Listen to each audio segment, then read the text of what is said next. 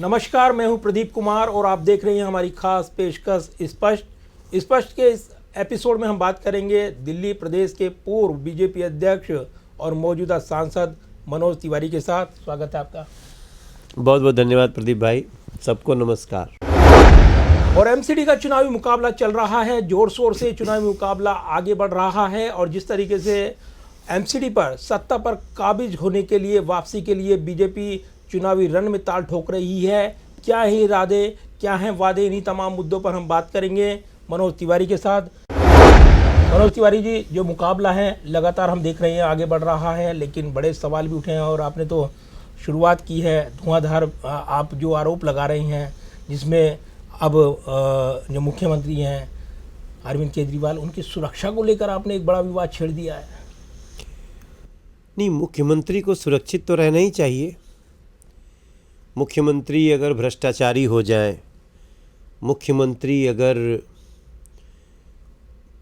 पाप करने लगें, मुख्यमंत्री उन लोगों को भारत रत्न देने की बात करें जो 11-12 साल की बच्ची से बलात्कार किया हो, उससे जो मालिश करा रहा हो, जो पॉक्सो के रेपिस्ट को, आरोपी को, उसको अपना संरक्षण दे रहा हो और उसको अगर आप कहें कि इसको भारत रत्न देना चाहिए, तो ऐसे व्यक्ति से जनता क्रुद्ध हो सकती है, क्रुद्ध है भी। सड़कों पे मार पिटाई चल रही है, आम आदमी पार्टी के विधायकों को आम आदमी पार्टी के कार्यकर्ता पीट रहे हैं। ऐसे में अगर मैं मानता हूँ, कहता हूँ कि अरविंद केजरीवाल जी की सुरक्षा थोड़ी सी बढ़ा देनी चाहिए, क्योंकि ये इसको तरह तरह की घटना करके सहानुभूति लेने की भी कोशिश कर सकते हैं। इसलिए सुरक्षित उनको रखिए। पीछे भी आप देख चुके हैं ना, कई बार कोई थप्पड़ के मार दिया, तो ये सारी चीज़ मार दिया या मरवा दिया, इन सारी चीज़ों में मैं बहुत दूर तक की बात कर रहा हूँ। और मैं कह क्या रहा हूँ, मैं कह रहा हूँ सुरक्षा दिया जाए तो वो कह रहे हैं धमकी दे रहे हैं। तो इसमें हमको आश्चर्य नहीं है प्रदीप जी, जब आपको आपका पाप डराने लगता है ना। अरविंद केजरीवाल जी को उनका पाप डरा रहा है, उनका भ्रष्टाचार डरा रहा है, उनका दिल्ली से किया गया फरेब डरा रहा है, तो मनोज तिवारी तो सुरक्षा ही मांग रहा है उनका। लेकिन ये सवाल उठ रहे हैं, मनोज तिवारी को ये कहाँ से जानकारी मिल गई कि उन पर हमला होने वाला है? इसके पीछे क्या बीजेपी की साजिश है? ये आप पार्टी के आरोप हैं और उनका ये भी आरोप है कि वो हमला कराना चाहते हैं। अभी तो उनके विधायक को दौड़ा दौड़ा के लोग पीट रहे थे ना। अभी उनका एक कार्यकर्ता आत्महत्या कर लिया ना। तो जब किसी में इतनी निराशा हो कि आत्महत्या कर सकता है, विधायकों को पीट सकते हैं, तो उसके बाद भी मुख्यमंत्री सुरक्षित है। अगर उनको इतना बुरा लग रहा है, मैं तो यही कहा कि इनकी सुरक्षा बढ़ाया जाए। बुरा लग रहा है तो मत बढ़ाया जाए, छोड़ दीजिए उनको अपने हाल पे। चलिए कोई बात नहीं भाई, मैं तो इसके बाद भी कह रहा हूं कि सड़क पे फैसला नहीं होना चाहिए। अरविंद केजरीवाल इस समय दिल्ली की जनता के बहुत बड़े गुस्से के शिकार हो रहे हैं। और गुस्से का शिकार हो भी क्यों ना। कहा था 11,000 बसें दे देंगे, कुछ नहीं आया। कहा था पोल्यूशन मुक्त दिल्ली कर देंगे, दिल्ली गैस चैम्बर बन गई। कहा था जमुना जी को 5 साल में साफ करके डुबकी लगवाएंगे, आज जमुना जी गंदा नाला बन गई। उन्होंने भी कहा था कि हम कूड़े के पहाड़ को ख़त्म कर देंगे, 15 में कहा, 2020 में कहा। और एक विजिट करने तब जाते हैं जब चुनाव आता है। दिल्ली की जनता को आप कितना धोखा देंगे। बुजुर्गों का पेंशन बंद कर दिया और नाम रख लिया कि मैं श्रवण कुमार हूं दिल्ली का। अरे कैसा श्रवण कुमार? हम गली में जा रहे हैं, लोग हमारा कॉलर पकड़ रहे हैं, क्यों पेंशन बंद कर दिया? हमने कहा बाबूजी, ये अरविंद केजरीवाल की सरकार ने किया है। एक नया राशन कार्ड नहीं बनाया किसी का।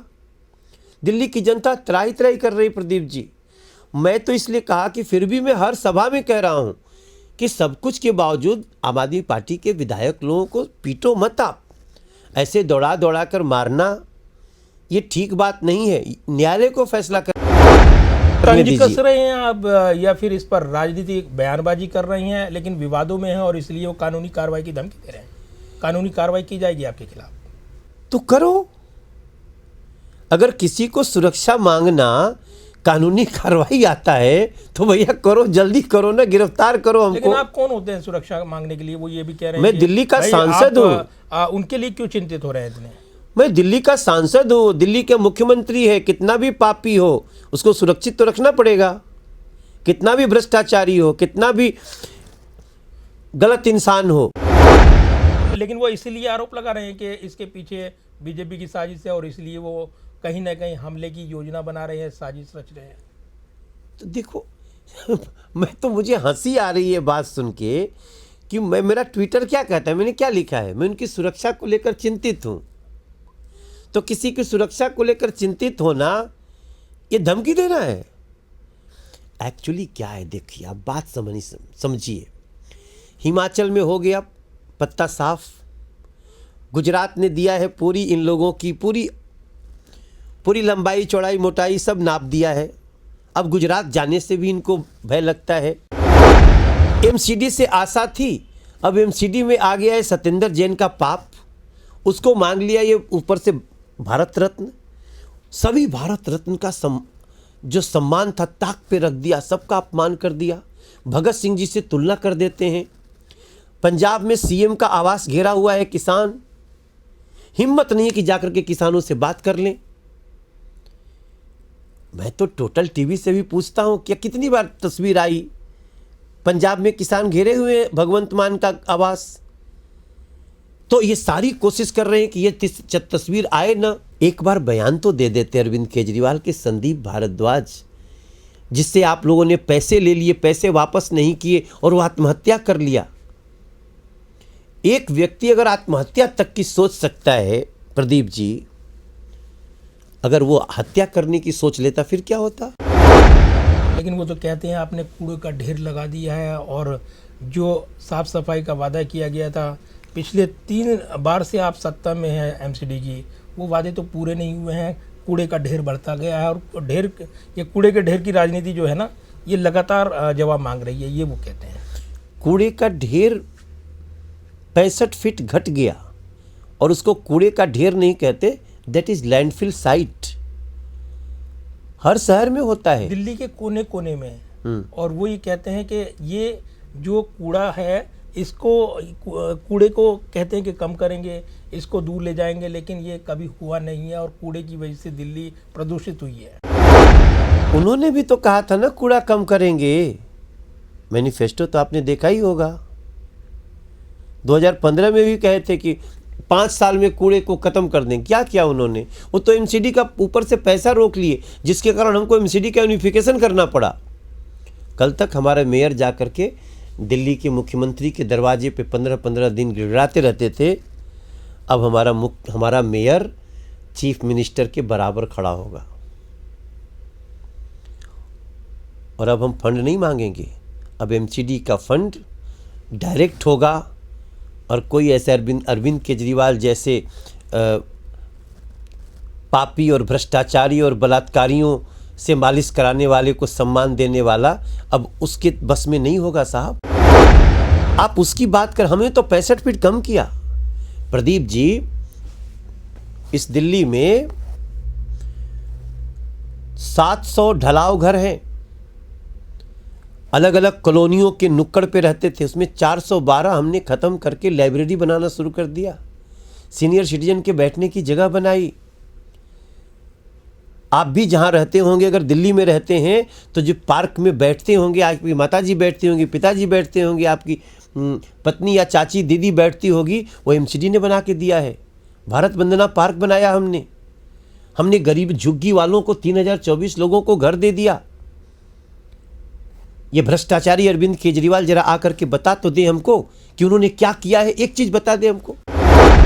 अच्छा, आपने करप्शन की बात की है, भ्रष्टाचार को लेकर आपने सवाल उठाए हैं, लेकिन अब वो कहते हैं कि भ्रष्टाचार तो एमसीडी में हुआ है और एमसीडी के भ्रष्टाचार का जवाब बीजेपी देती नहीं है। तो भ्रष्टाचार था तो एफआईआर कराए होते। गीता रावत पे तो है एफआईआर, आम आदमी पार्टी की पार्षद थी, रंगे हाथों पैसा लेते पकड़ ली गई।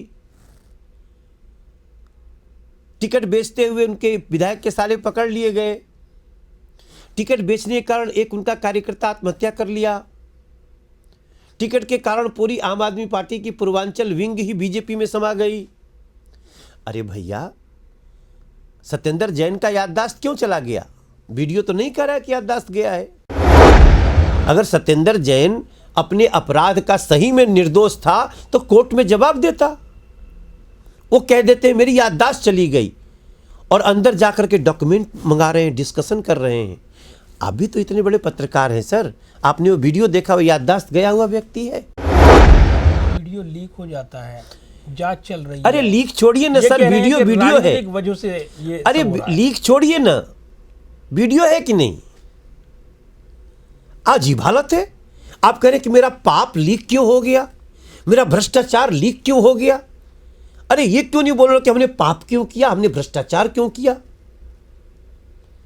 साहब सवाल यह है कि वीडियो सच्चा है कि झूठा है, लीक क्यों कर दिया? शर्म नहीं आनी चाहिए ऐसे आम आदमी पार्टी के लोगों को। मनीष सिसोदिया पर भी छापेमारी हुई लेकिन कुछ मिला नहीं। आप पार्टी का दावा है कि उनको निशाना बनाया गया। अब चार्जशीट में भी उनका नाम नहीं, क्लीन चिट है। तो ये इसको लेकर भी बड़े आरोप बीजेपी पर लगाए गए हैं। ये जिस केस का चार्जशीट है उसमें मनीष सिसोदिया से कोई मतलब ही नहीं है।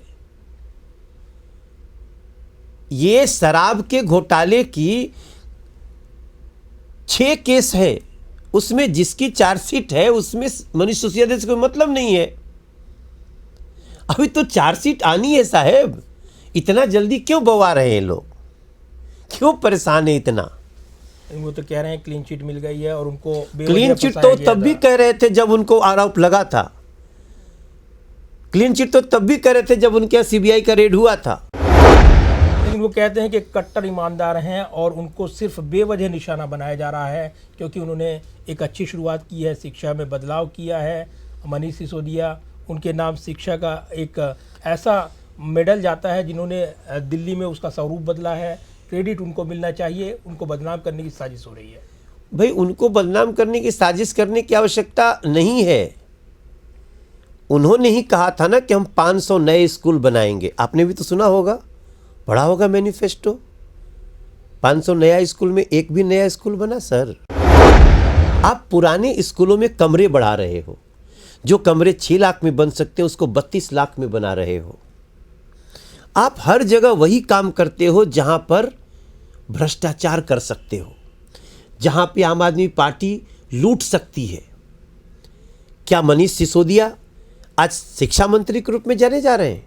आज वो शराब मंत्री के रूप में जाने जाते हैं। और वो भी कौन शराब? जहां शराब बेचने वाले को बचता था 8.5 रुपया, अब बचता है 360 रुपया। और दिल्ली सरकार को बचता था 350 रुपया, अब बच रहा है 8.5 रुपया। ये दिल्ली के लोगों के साथ न्याय है? कहाँ झुग्गी के लोगों को पानी दे दिया डायरेक्ट नल से, टैंकर खत्म हो गए। लेकिन बिजली पानी पर सब्सिडी, उसका फायदा मिल रहा है जनता को। और यही वादे उन्होंने किसको मिला? आपको मिला है क्या? जनता को उसका फायदा मिला। आपको मिला कि हमको मिला? बताइए ना, गरीब आप सच्चाई से बताइए ना। आप कौन टाटा बिरला है महाराज? उनकी सब्सिडी उनको मिल रही है। आप और जो लोग कह सकते हैं आपकी सोर्स ऑफ प्रदीप भाई वहन कर सकते हैं, उनको मिलता है। आप तो ये उन्होंने मांगा भी है। जो लोग आपका 5 लाख रुपया महीना वेतन है क्या? आपका बिजली फ्री है क्या? हमारा बिजली फ्री है क्या? हम भी 1,05,000 रुपया में आज काम कर रहे हैं ना। हम सांसद हैं सर। दिल्ली में बुलाइए ना हमको, ऑटो चलाने वाले का बिल, पानी का बिल, बिजली का बिल। उधर जो 200 यूनिट फ्री था उसको भी ख़त्म कर दिया। बोला कि अब आप मांगेंगे तब देंगे। भिखारी है दिल्ली का लोग जो मांगेगा। तुमने वादा किया था, तुमको देना पड़ेगा। क्यों बंद किया? सर ऐसे रेवड़ियां नहीं बांट सकता कोई। हम पूछना चाहते हैं कितने लोगों की बिजली फ्री हुई है? लेकिन आप रेडियो का जिक्र कर रहे हैं, मैं यहाँ याद दिला दूं, राशन भी बांट रहे हैं आप। तो क्या वो हम राशन कैटेगरिकली बांट रहे हैं? प्रदीप जी, रेवड़ी का मतलब समझिए कि हमने वादा किया और नहीं दे रहे हैं। हमने वादा किया कि हम 5 लाख रुपया तक बीपीएल को देंगे, गरीबों को हम देंगे इलाज 5 लाख रुपए तक का। तो उसके तहत 55 करोड़ लोग देश के इनरोल्ड हैं। हमने कहा कि हम घर घर गैस का कनेक्शन फ्री में देंगे, तो वो हम सबको उस कैटेगरी में दे रहे हैं। हमने कहा कि हम गरीब लोगों को या लोगों को शौचालय बनाने के पैसे देंगे तो हम उनको दे रहे हैं। हम ये नहीं कहते हैं कि हम बस में बहनों को फ्री कर देंगे, बड़ी अच्छी बात है, लेकिन जो बहन फ्री चाहती नहीं है वो तो एयर कंडीशन बस चाहती है, उसको तुम फ्री क्यों दे रहे हो? 2 पैसा लो ना, वो बस अच्छी चाहती है, इलेक्ट्रिक बस चाहती है। 11,000 बस लाना था आपको, किधर चली गई बस? लेकिन ये कहते हैं कि केजरीवाल की इस पॉलिटिक्स का जवाब बीजेपी के पास नहीं है, इसलिए भी विरोध करते हैं, विरोध के लिए विरोध करते हैं। जबकि लोगों को जो रास आ रही है, यानी सब्सिडी रास आ रही है, मुफ्त का जो उनको बिजली पानी वो रास आ रहा है, और बीजेपी इसलिए इस लड़ाई में पिछड़ रही है, इसलिए नई बहस चल रही है, रेवड़िया बना मुफ्त वाला। नहीं, रेवड़ी का मतलब हमको समझना पड़ेगा। रेवड़ी बांटना मतलब झूठ बोलना। Exactly you are not doing what you are saying. हमारी दिल्ली में कहा गया था ना कि पानी माफ बिजली हाफ। आपका पानी माफ है सर? वो कहते हैं कि उन्होंने दिल्ली में जो वादे किए थे उनको इम्प्लीमेंट किया है। तो मैं बोल फिर क्यों बिजली का बिल आ रहा है लोगों का? हमारा आपका टोटल टीवी पे जो लोग देख रहे होंगे वो आप ऐसे बोलिएगा तो आपको बहुत बुरा कहेंगे कि प्रदीप जी को पता नहीं है कि हम लोग का 1.5 3 लाख रुपए का बिल है। कम आ रहा है बिल, काफ़ी कम आ रहा है। वो ये कहते हैं कि कम आ रहा है। मैं व्यक्तिगत तौर पर नहीं कहूँगा, लेकिन वो कहते हैं कॉलोनियों में जब जाते हैं या लोगों से जो हम फीडबैक लेते हैं वो ये राय रखते हैं इस बात को लेकर। और यहाँ कहीं ना कहीं 3 करोड़ लोगों में जो लोग झुग्गी में रहते हैं उनको कल भी एक नल आता था, क्या उसका पैसा लगता था? आप तो पुराने दिल्ली वाले हैं। तो सिर्फ झुग्गी में दे रहे हैं, झुग्गी झोपड़ी में दे रहे हैं, आप ये कह रहे हैं? नहीं, हम आपसे ये पूछ रहे हैं, केवल झुग्गी में नहीं दे रहे हैं, उसके अलावा भी जिसको 20,000 लीटर आता होगा उसी का ना माफ है। तो 20,000 लीटर से ज्यादा वाले को पैसा क्यों ले रहे हो डबल? आपने तो कहा था पानी माफ करेंगे, सबको मुफ्त मिलना चाहिए। आप ही ने कहा था ना, मतलब आपको नहीं कह रहा हूं, अरविंद केजरीवाल जी ने कहा था ना कि पानी माफ बिजली हाफ। ये तो पूरे पोस्टर है, मैनिफेस्टो है। तो बिजली हाफ आपने कहा तो पूरे दिल्ली का बिजली हाफ होना चाहिए था ना। अच्छा, आप पार्टी के नेता कहते हैं आपने 3 बार एमसीडी पर यहाँ पर काबिज रहे हैं आप, 4थी बार भी होंगे। आपने इतना क्या कर दिया कि जो दिल्ली की जनता आपको वोट दे? आपने भ्रष्टाचार किया है एमसीडी में, ये वो आरोप लगाते हैं। वो कहते हैं दिल्ली जो आज साफ सुथरी नहीं है, जो कूड़े का ढेर है, उसके लिए बीजेपी जिम्मेदार है। तो ये जो आरोप है इनको कैसे एड्रेस करेंगे आप जनता के लिए? ये बताइए, चोर कहेगा कि वो फलाना चोर है तो हम चोर की बात मानेंगे जो खुद चोर है? मैं आपसे पहले भी बोला, मैं बड़ी विनम्रता से टोटल टीवी के दर्शकों को बोलना चाहता हूँ कि अगर एमसीडी में भ्रष्टाचार है तो एक एफआईआर तो करा देते अरविंद केजरीवाल जी। एसीबी आपके पास है, एक जांच तो करवा देते अरविंद केजरीवाल जी। अगर आपको एमसीडी का कोई पार्षद करप्ट करते दिखा तो मैं कितनी बार बोला मुझे जल्दी बताओ, मुझे 2 दिन नहीं लगेगा आरोप उसका, एकदम अगर प्रथम दृष्टया भी प्रमाण आया तो हम उसको तुरंत सस्पेंड करेंगे। तो आप तो दे नहीं पाए, लेकिन आपका पार्षद पकड़ लिया गया पैसा लेते हुए। अच्छा, ये कहा जा रहा है कि जिस तरीके से आए दिन बीजेपी के वीडियो सामने आते हैं, बीजेपी के नए आरोप सामने आते हैं, वो सिर्फ आप पार्टी को बदनाम करने के लिए है, उसमें तथ्य नहीं है कुछ भी। और ये 10 गारंटी उन्होंने दी है, उसी तरीके से 10 जो वीडियो ला रही हैं वो फर्जी साबित होंगे। तो आप भी लाओ ना। आम आदमी पार्टी ही तो कहती थी ना कि वीडियो लाओ जी, स्टिंग लाओ जी, अब उन्हीं का आने लगा। हमारे पास एक वीडियो मैं आपको दिखाता हूं, उनके पास भी नाले होते हैं। अगर आपको ये कहीं कंफ्यूजन होगा कि नाले, आप ये नाले देखिए दोस्तों, ये देखिए मैं आपको दिखा रहा हूँ। वहाँ उधर दिखाइए, दर्शकों को दिखाइए आप क्या दिखाना चाहते हैं। आप भी देखिए, ये नाला है। दोस्तों, ये देखिए मैं आपको दिखा रहा हूँ। आप इसकी बानगी देखिए, ये देखिए। सर आप देख लीजिए आंखों से।